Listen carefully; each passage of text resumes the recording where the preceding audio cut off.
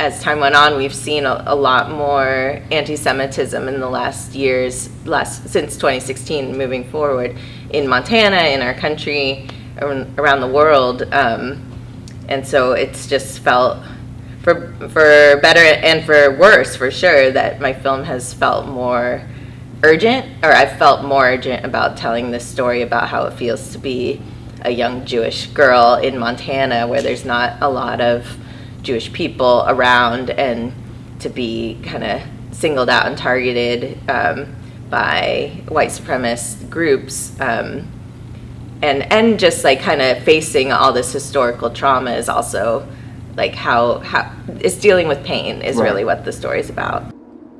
Did you see flyers on other doors? You think they're targeting me? Maybe. I thought this kind of thing didn't happen anymore. None of this has ever gone away.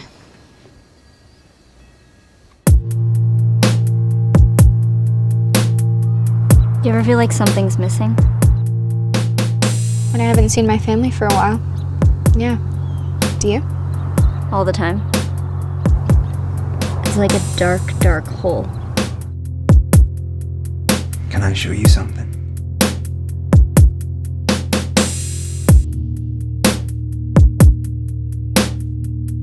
Are you okay? Ray, what's going on? Was there moments in developing that story or even shooting it that you started to learn a little bit more about yourself and maybe some stuff within this narrative that is still traumatizing for you?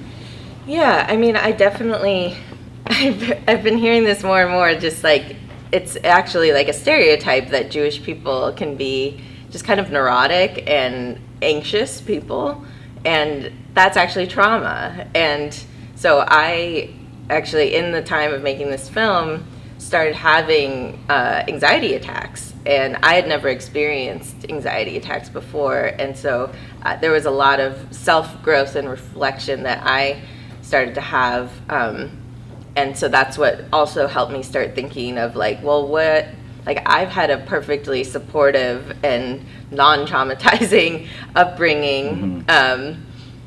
Where does this anxiety come from? You know, what there's stuff that I've inherited is kind of how I started to think about it. And I think that's how I think about also, you know, we've all inherited things that our families have been through, and there's been so much trauma in so many different communities. And there's actually like scientific studies more and more about this called epigenetics, where your DNA is changed when you've been exposed to a really extreme trauma, and then you hand that down when you have children, like on a genetic level. And so just like chemicals, you know, chemical responses even, just like how I might respond to something that might be stressful, I might just kick into a sort of anxiety state more easily than people who have not experienced trauma in their family because of what my family has survived and endured.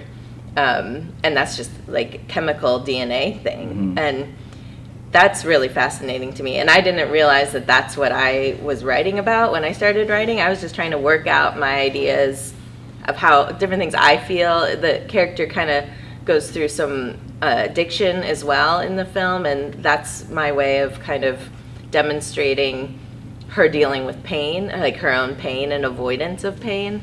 And yeah, so I'm just, and having compassion basically was kind of where I was coming from, you know, that you see her make these decisions that are easy to judge, but then we get a chance to understand more about where this all comes from for her and why this is happening. And I hope that, you know, people might relate to her, or either on a personal level or know people like her, and just have a little more compassion and understanding for people we're all dealing with various forms of pain that we're trying to work through and overcome and heal. And what does it mean to heal, I guess, is kind of what the question I'm putting out there and trying to address in the film.